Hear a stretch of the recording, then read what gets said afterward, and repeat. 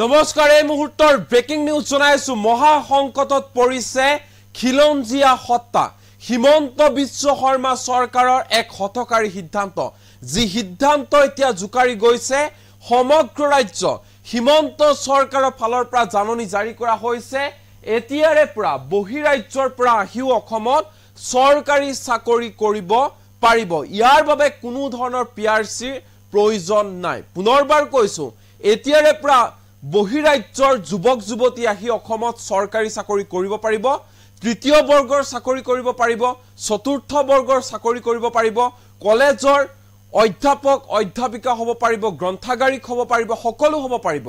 এই ক্ষেত্ৰত কোনো ধৰণৰ পিআৰচিৰ প্ৰয়োজন নাই এনে ধৰণে জাননী জাৰি কৰিছে হিমন্ত বিশ্ব শৰ্মা চৰকাৰে যাক লৈ নেকি এতিয়া সমগ্ৰ ৰাজ্যত ব্যাপক প্ৰতিক্ৰিয়াৰ সৃষ্টি হৈছে আৰু বহিৰাগতলৈ এনে ধৰণে এতিয়া ৰঙা দলিচা পাৰি দিছে হিমন্ত বিশ্ব শৰ্মা চৰকাৰে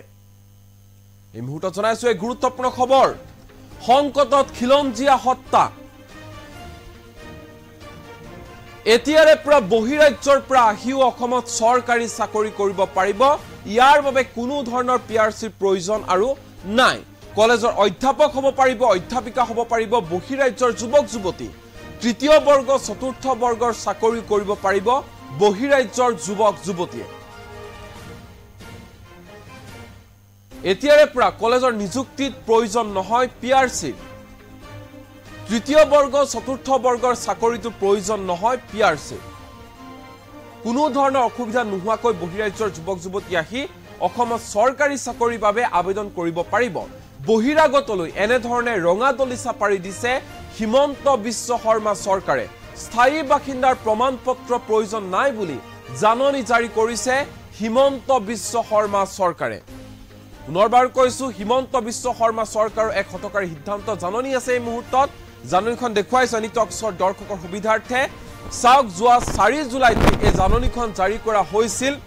আৰু কালি নিখাৰ ভাগত এই জাননীখন পোহৰলৈ আহিছে য'ত স্পষ্ট ৰূপত কোৱা হৈছে এতিয়াৰে পৰা কোনো ধৰণৰ পিআৰচিৰ প্ৰয়োজন নাই বহিৰাজ্যৰ পৰা আহিও অসমত চৰকাৰী চাকৰি কৰিব পাৰিব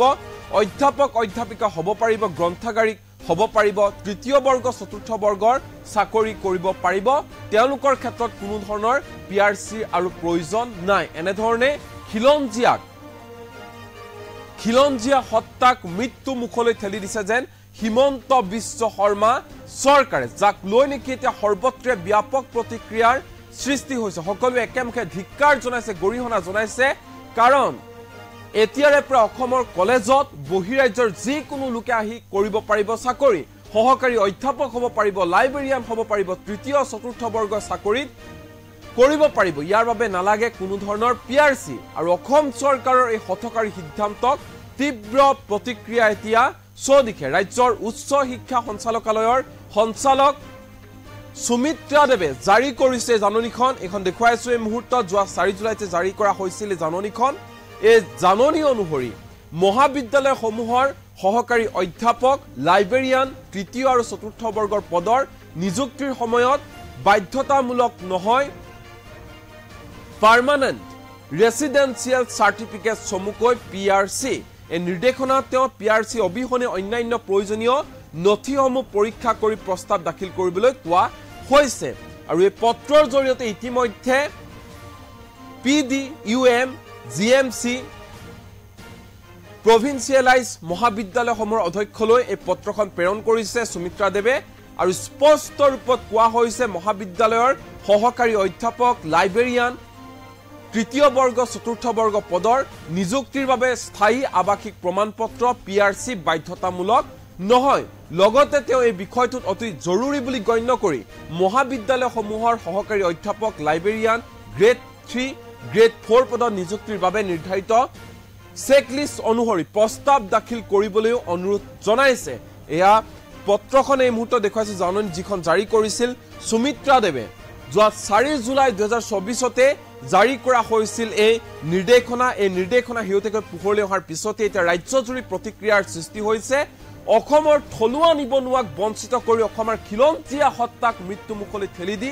এনে ধৰণে বহিৰাগতলৈ ৰঙা দলিচা পাৰি দিছে হিমন্ত বিশ্ব শৰ্মা চৰকাৰে আৰু এই ক্ষেত্ৰত এতিয়া সমগ্ৰ ৰাজ্যতে ব্যাপক